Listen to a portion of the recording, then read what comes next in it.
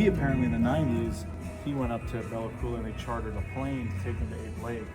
Had bad weather or something, but they were interested in finding. Nobody seems to know about Ape Lake. It's one of those things that Aleks told me about the story. Is these guys that were up there and they saw these figures on the lake, and there's no reason for anybody to be up there.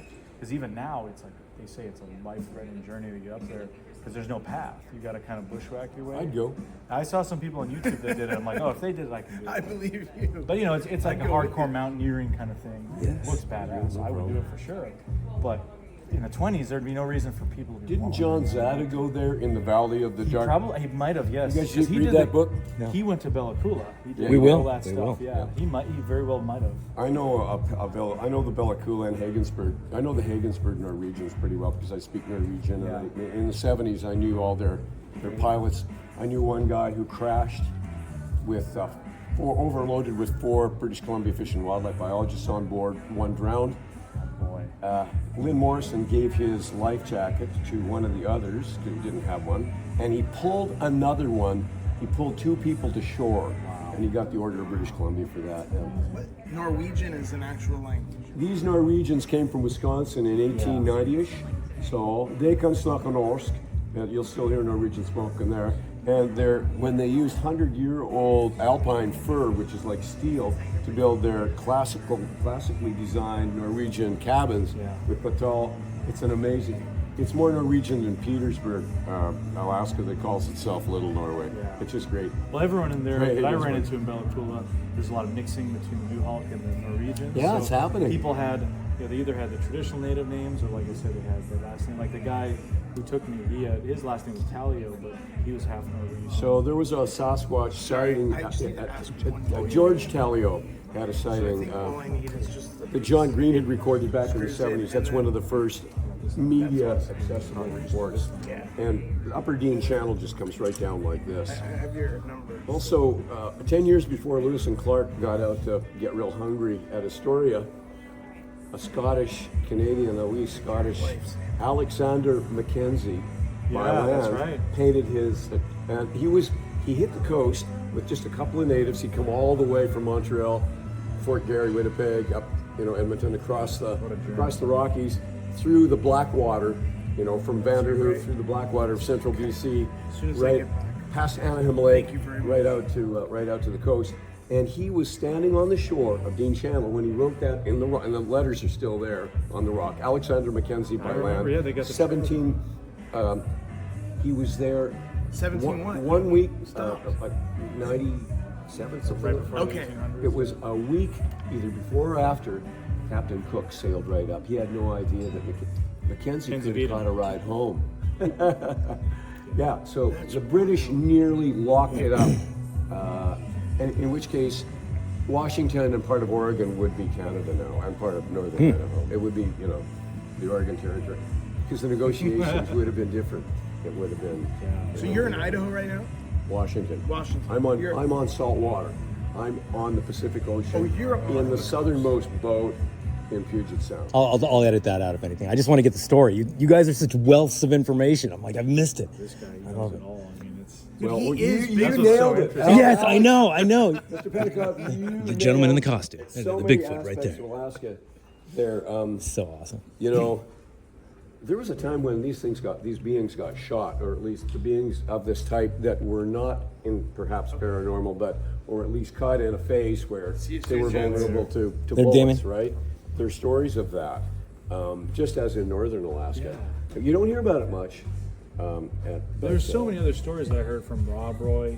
Because it just, again, by the virtue of having his shop, he gets people that walk in and just, hey, I had an encounter. It's good. He does that. That's how The he funny met, I think thing, that's the how he funny met thing Scott. about Rob Roy's Scottish ancestry, and his nephew played in our pipe band in Ketchikan. That's what you were He was saying, he was a drummer. Small But world. the neat thing about his family crest, you know how each Scottish clan or family has a belt. It's a buckle with a buckle on the bottom, and then there's some kind of stag or boar, or it doesn't have to be a.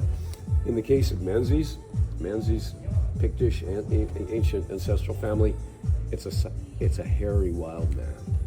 It's a hairy a one. wood rose I think kind of Rob, thing. yeah, it's a wood rose. It's the Scottish version Yeah, of the wood rose. right, like right. the green man sort of Yeah, thing. But, green man. But a little more just hairy, not leaves. Whereas the English Yeah, put leaves yeah. on things. Yeah, right. Oh, excuse me, I didn't mean to. Whereas the Scots, I'm not afraid. I'm just, from Russia, who is one of the hominologists, living, surviving hominologists, who worked with Boris Porsh, with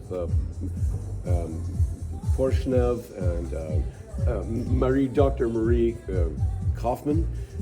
She's Russian, but she's also French and German. And of course, Dmitry Dubyanov's book, In the Footsteps of the Russian Snowman, that Igor continues to make. Makes available. He has a chapter on medieval wild men in Britain, in France, in Germany, all over the place, Russia, of course. And he shows these sculptings that are on the naves of various cathedrals in France, particularly. It's a gargoyle idea, but what you're looking at is like a Neanderthal. Sure. Yeah, like an About Almas. the stories of especially in Scandinavia, the trolls, Yeah. all those stories. What if those were perhaps pockets of Neanderthals that existed up until very recently? Yeah. They come across these, men wearing with these clubs, and that turns into the folklore of the troll. The I don't know. warrior, yeah. Maybe. So the trolls, and you'll find it in the Orkneys as well, trowels, and in Britain, woodwoes, and in Scotland, bogarts, which got slightly modified when you got to Appalachia with the Scots, with the Scots Irish people that came from Northern Ireland, the Scots Irish that came from Northern Ireland, Ulster to the Appalachian area. Bogarts, and you got wood boogers. Yeah. And so it's really kind of a Scottish Irish, Northern Irish. Just in North Georgia, they had a store, Wood Booger. And there's a Booger Alley. I mean, we were passing all this stuff. That's where Matt Pruitt is from, and he's got a lot of family stories. A store, Wood Booger. And there's a Booger Alley. I mean, we were passing all this stuff. That's where Matt Pruitt is from, and he's got a lot of family stories. We'll have to meet Matt again. That's a I've great enjoyed meeting wealth him of before. knowledge. Appalachia, especially. Yeah, the Scottish term bogart is actually, that family name is actually, they'll call them bogarts in Scotland still. But if you go to a Burns night supper and you're listening to that horror Halloween story, anyway, we'll more on that later. Yeah. But, Oh no, it was awesome. I mean, appreciate the well, thank you for sharing so much. It was I've got a just- couple of questions I'd like to ask you, but they can wait until other people. Yeah, no, it was just fun. Those are just all the experience I've had, and like meeting some of these great. You meet Alaska and they're friend for life kind of thing. It's fantastic. Well, this is kind of like a fraternity, sorority, wherever you go in the world and you meet someone who's involved in this. Exactly. Oh, you don't have a place to stay? Well, there's a room up there. We'll just put you up. Exactly. Yeah. So it's The pretty amazing. networking, yeah. It is. always And this way, you're not inhibited. And, it's not like that poor ranger that I met, Calder Marge from Gifford Pinchot National Forest. Well, thanks for the report, Marge. You've got that. We've got the Sasquatch description, Bigfoot description, and how your horse did. That's really good. This is what you type. This is what you have me type. Ready for you to sign. Thanks. So just one moment before you go, Marge. Field Agent Morrison from the Seattle office of the FBI. Just need you to sign this non-disclosure.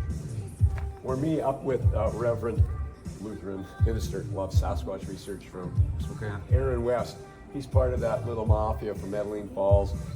Kind of was tied in with Steve Majors for a while. I back away from Steve now that I know that he's always packing a gun. He's really quick to whip it out, whether it's Portlock or whether it's Medellin Falls. Oh, it's just for cougar protection. It's just all we needed was bear spray. Steve's the only one in that Sullivan Creek Sasquatch documentary. Okay, Sullivan Creek Sasquatch.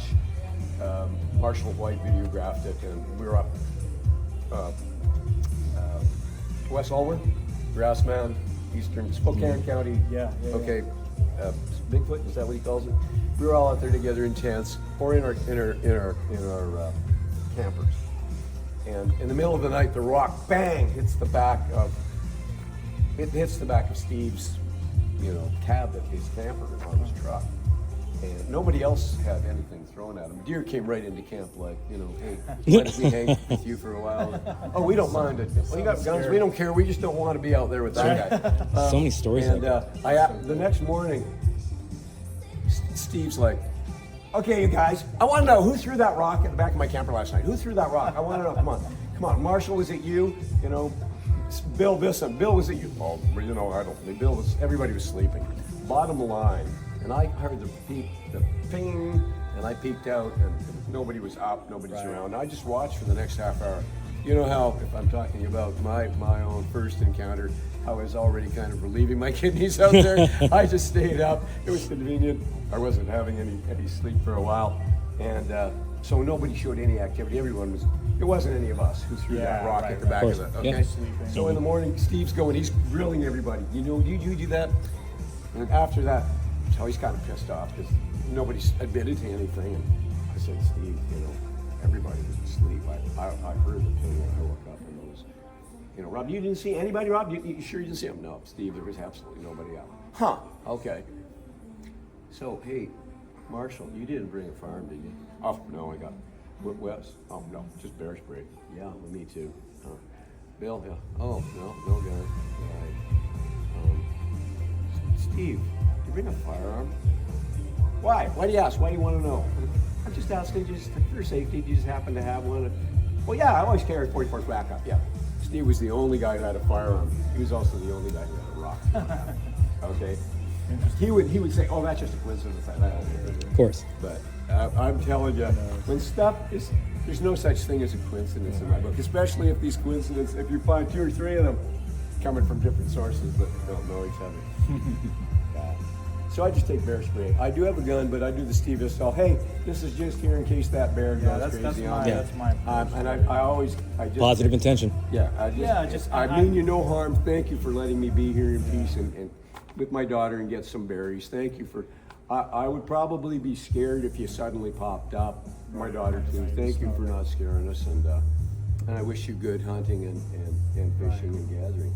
I just talk to them like that, or the weird people. I run into a lot of strange characters out Oh, there. yeah, that are the weird That's people. the scary one. But I don't even open carry anymore. I just have his chest rig and I just keep it in there. You're like me, and if you see me it's there. with my camera over the shoulder, like my, what do you call those bags that moms that go? Snugglies? Oh, yeah. Yeah, it's not Similar like to that, yeah. carrying the Similar, BB. yeah. So it's a Canon camera bag, a little triangular bag, and it's really appropriate because it's not a Canon camera in there. But you know that Canon series, the camera series that was called Sure Shot? Yeah. Well, that's what it is. It's Sure. It says Sure Shot, but it's a Casull 454 double. Yeah. action, There you go. short barreled, There you go. 300 grain. Yeah. Jesus. No moon clips, but I've never had to shoot a bear with it. I would never want to have. Mind you, everything vibrates when you fire it into the ground. Boom! It's a real, and I think they relate to that. I think that, you know, they Concussion. have this Yeah, I oh, think that percussion thing. I think they respect that. But I don't ever want to have to do that. I would, yeah. You know, it would be a bear maybe if I, you know, ever. That's, yeah. With or moose. Sasquatches, you I don't live in want- moose country, and that's the biggest A thing. moose. Because they're you know, they're beautiful animals, and I love A seeing 12 gauge, a sawed off, you know, like a Mossberg or one of those defenders with a They, bit. you know, they have that small brain, and they Oh, get yeah. up in my neck of the woods. They get the brain rot a lot from the ticks, and they just Yeah. get really weird. Also, they and also- they go in circles and they get violent. They get. They attack snowmobiles. It's like a lot. whirling disease. I've had snowmobilers get their lumbar spines fractured by a they just moose charge. coming up behind them, knocking them right off the snow machine. So the fish and game guys, they'll put them if they see them with the brain rot, they'll just put them down. Well, the brain rot. miserable way to live. Yeah. So there is Absolutely. a tick-borne, but it's also there's also another cause of that that's related to chronic wasting disease from sure being about from this. deer elk from being they're vulnerable to that. But they're more vulnerable to deer or elk. Of all the Yeah, ungulates, the moose are the so.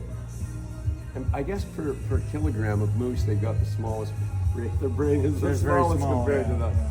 I mean, because the ones we have in New England, they're the smallest of the North American variety.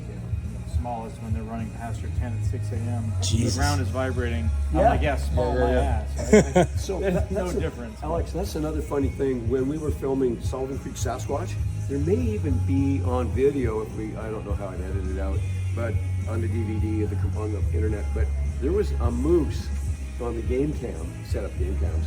You won't get Sasquatches on infrared, but you know, maybe if all the mechanisms were thermal image. That's what I think. If you thermal, get yeah. the complete thermal image game cams, That's starting I to want to pop up start now. I want to Yeah. start buying those. But We had a they're moose, really run yeah. terrified right through the middle of our camp. Scary feeling. Yeah, well, what's scaring that moose, right? And you just like let the the deer ground that would shake. come right into Sure. camp. Yeah. I had a rabbit one time. We were sitting around this fire in this research area of mine in New Hampshire, and I was with a friend of mine who he knows about this stuff, but he's kind of like freaked out. So the moment we start hearing stuff moving around, he's like, "Dude, can we go? Can we go?" And I'm like, "No, come on." And I have this fluorothermal imager, and this rabbit comes out 5 feet from the fire, sat there all night with us, and we're like, look at this guy. Why is he hanging out with us? And I'm like, maybe there's something he's scared of out there. I mean, Sure. and we were hearing knocks and stuff, and my friend was getting really? freaked out. Wow. And this rabbit, I mean, I'm Yeah. sitting here, that's the fire. He was like right in this little doorway, just, 'cause I could see him. I could see him with the naked flame, but That's I had not my normal. thermal. He's just hanging out like he's glad to be with us kind of thing. It was really weird. Like I've the never deer, seen like the deer we had. never seen a rabbit do that. It was funny. I'm waiting for a bear to do that. Because you're- one or thing I mountain found in lion, you're real Alaska, good. when you see a Sasquatch, there aren't any black bears around. They've gone to someplace warm. They eat them. They kill them and eat them. Or if you do see a black bear in Sasquatch country, they're running like hell to get out of there from something, and they're looking Sure. over their shoulder. They're not like Thomas Fisher's brown bear wanted to get away, not from him and Oliver up, at Jacoby at Soapstone Bay. You caught a bit of that. It's in my first book, and it's in the documentary Monsters and It's been Mysteries of a few Alaska. years It's in the since video. I've read the So book. Thomas playing himself and an actor playing Oliver, watched the brown bear running like hell, and it was a big one. It was huge, because Thomas was a great hunter. But then when the Sasquatch popped out, just opposite them too, kind of almost where the brown bear would be, and took off. Neither the bear nor the Sasquatch took off back straight up into the woods from where they were, kind of anchored there. Instead, they took off at right angles to the boat, away from each other, like a mutual avoidance thing. Interesting. Watch the video again. Yeah, absolutely. On Monsters and Mysteries of Alaska. They avoid each other. Yeah. Which would explain how you can actually have a few Sasquatch reports from the missile base north of Kodiak, from the missile base. And how at Karluk 2 archaeological excavation site on the extreme southwest corner of Kodiak, you've got all the 400-year-old artifacts, wood and various things. Might have been some early trade metal, but where there's been a native habitation or settlement, you've got this little pointy-headed figure carved. It looks like a billiken, but not smiling. And it matches what the Kamchatka natives at the other end of the Aleutian chain call a kellet, a cannibal ape-like thing. By the way, one of the Kenyan guys who was working here from Kenya, from Nairobi, said, is your ethnicity, are they Maasai? Yes, they're Maasai. What, you have gorillas, yes, and in Rwanda, the big mountain ones. What else do you have that's like a Bigfoot or a Sasquatch that's all, you're talking of the G2. The G2, yes, more in Rwanda forest, but they are like what you call a Bigfoot or a Sasquatch. Never even heard about that. Have you heard of G2? No. Me neither. Ever heard of the Otang in South I've heard of Africa? the Otang in South That's this Africa. guy, a fantastic guy named Gareth Patterson. Right. Yeah, I got to meet. So I was born in South Africa, so I heard of Gareth's story through Cliff and Bobo. But Matt Pruitt originally was the one who read his book. He was a guy who used to work rescuing lions from the lion hunting industry in Africa, and then he was an animal tracker. And he discovered a group of hidden elephants in the Nizna rainforest in South Africa that everyone said was extinct. And then literally a herd of elephants hiding. He found them, and along the way he had encounters with this hairy creature. How big was it? Hairy man-like creature, 4 or 5 feet tall. Yeah, like an Australopithecine. Exactly, and not far Like, from where like, those like discovered. Lucy's, Other Sure. locals had stories. And Great they grandson. Yeah. It love was it. different from the baboons. so- Yeah. It actually might have been a Otang. Zinjanthropus, a nutcracker man. It would have been that size. Not Lucy, not an Australopithecine. Hey, it's funny, I've but gotten a a couple Paranthropus. reports from there, too. And there's anthropologists who have said, I think that a lot of these hominids are Paranthropus, which is really old. I mean, it's like Space Odyssey 2001. It's like, it's just, it's nutcracker man, but really robust. Like almost no skull above the eyebrows, right? I'm curious about the enzymes in certain genes and the differences between the evolutionary tree. You know, the TKTL1 gene where it was swapped with like lysine to R gene. I want to know which genes have been turned on and or swapped with like certain enzymes with these different like evolutions in our in the evolutionary tree. And then there's the FOXP2 gene that's like the speech gene. Yeah, you're familiar. And there's so many of these genes. Neanderthal. Yes. Pro and The con. archaic- It had it. It didn't have it. It had it. It didn't Yeah. have it. Red hair, green eyes. And who was it? You who was telling me somebody popped up with 7, 8, 9% Neanderthal? We did have that conversation because these archaic humans are still around in our genealogy. I met a guy who looks like any of us in Alaska. He rents out lockers, storage sheds, and he's married to a native lady I know, part native lady, I think a Haida lady I know. And he said, my doc was amazed when we did some gene testing. He says, you are the highest Neanderthal percent. You're 6% Neanderthal. That's amazing. And yet he doesn't have green eyes. He doesn't have red hair. However, it's expressing itself. It'd be interesting to know what loci are involved, what alleles are involved. And a lot of is it recessive? Is it yes. Is it codominant? Sure. Is it dominant? Sure. What's the penetrance of the gene? How long with it? I mean, it's like there were how many ships in Quebec? 18 to begin with. You walk down the street in Montreal, and it's not 2 minutes before. I just saw that. Yeah. Oh.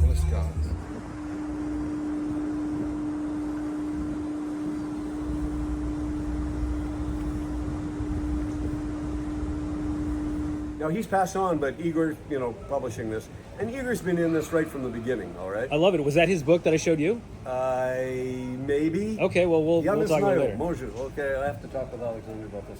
But the Russians have crazy Sasquatch stuff. It's great. How many languages do you speak? Yeah. Well, it feels like medically only in clinics with patients, probably only 6. only 6. Yeah, but I've got conversationally, like in a restaurant, I can go another 12. Okay. I mean, when you're hungry, look at little language, right? I mean, I can say like 4 or 5 words in like Well, 4 yeah. languages. Oh, you know what? You can go from there. Can I show you something here? Yeah, well, actually do it. I didn't check even want to this record out. this, but I Okay, want I'll to show these guys. So, I like the old edition because it shows the Russian carved. You know how natives carve stuff on ivory? Yes, sir. Inupiaq do and Yupiks do. Isn't that scrimshaw? So this Is that is Chugach. This is from just over the Bering Strait in Siberia. And you can see they dress in caribou and sealskin the same way our Eskimo do. And it had to be after, 18 whatever, because they've got a firearm. Looks like a fairly Absolutely, modern rifle. okay. So That's the not a panel flintlock, goes I don't know. 1, 2, 3, 4. 1, 2, 3, 4. This is what it portrays. Oh, I see. Okay. That's an encounter. That's an an encounter. encounter. That's Well, one of there the it is. first. This is very graphic. It's an encounter of the fourth kind. Right. You've obviously heard of the Bigfoot War of like 1855 with Joshua with the, Lafleur. Yeah, Lafleur. We've He's got a some historical- Alaska versions of that sort of stuff. Yeah. So.